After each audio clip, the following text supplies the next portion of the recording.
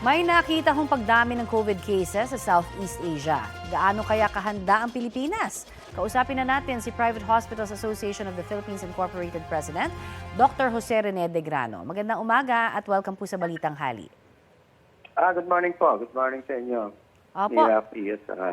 Connie po. Yeah. Makikikamusta lamang po ang lagay naman ng ating mga hospital. Ngayon pong sa kabila, syempre sabi nga nila na may mga naitatalang pagdami ng COVID cases sa ilang bansa sa Southeast Asia. So far, wala naman pong problem. Hindi naman dumadami pa. Actually, wala pa. Sabi pa nga ng Department of Health, mas mababa ang cases natin right now. Okay. So wala pa pong problem tayo. Tungkol doon. Opo. Pero ano hong reaction ninyo? Sinasabi ng ilang mga grupo na kaya rin daw baka walang makitang datos ng pagtaas kasi wala naman tayong regular testing pa rin ng COVID. Isa pong din yun na hindi routine ang pagtetest natin ng COVID.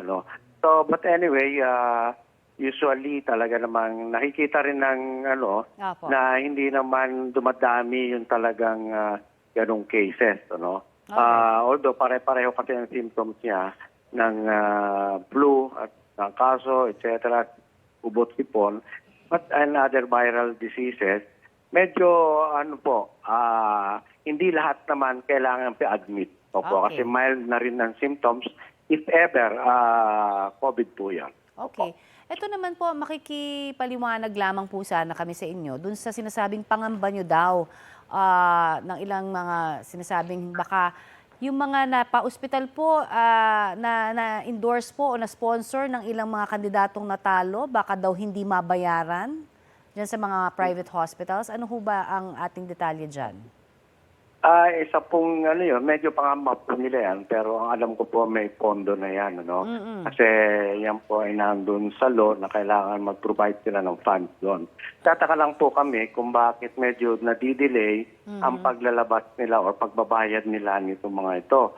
Kasi nakasaad po usually doon sa aming pinirmahan na memorandum of agreement, dapat within 60 days ay mababayaran nila itong ginamit na guarantee letters po ng ating mga politicians po. Opo. Okay. Pero meron po ba kayong particular na gagawin para masiguro ho talagang mababayaran kayo ng mga nag-sponsor na politiko? Actually, kinausap na po namin, may message ko na si Secretary of Health. Sinabi naman po niya na tutulungan niya kami na maayos ito. At sinabi po niya na dinirect na niya yung in charge mismo sa MAIPIT na ayusin na yung pagbabayad dito sa mga MAIPIT na ito. Opo. At least na karoon ho ng guarantee from DOH na natutulong sila sa inyo. Pero sa hanay po naman, ano ho naman ang inaasahang mabigyan sana ng prioridad ng mga bagong lukluk naman ng mga mambabatas? Marami hong pangako tayong narinig di ba? Pero kayo ho, ano ho ang hope ninyo? Hopefully po, ituloy po nila yung pagtutok nila. Aside from education, of course, is the healthcare services of the country, Kasi right now po, although siyempre pinapaboran natin yung universal healthcare system, ay parang nahihirapan po tayo ngayon sa, of course, sa pagbibigay ng sweldo sa ating mga nurses. Biglang ang hirap na po nating mag-compete with other countries.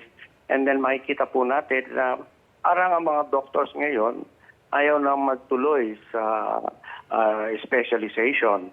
And baka eventually, maubusan tayo hindi lang po ng nurses, pharmacists, rad techs, baka pati po doctors ay maubusan tayo.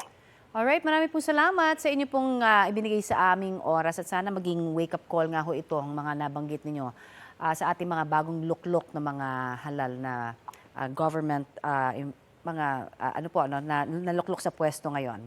Yan po naman si Private Hospitals Association of the Philippines Incorporated President Dr. Jose Rene de Grano.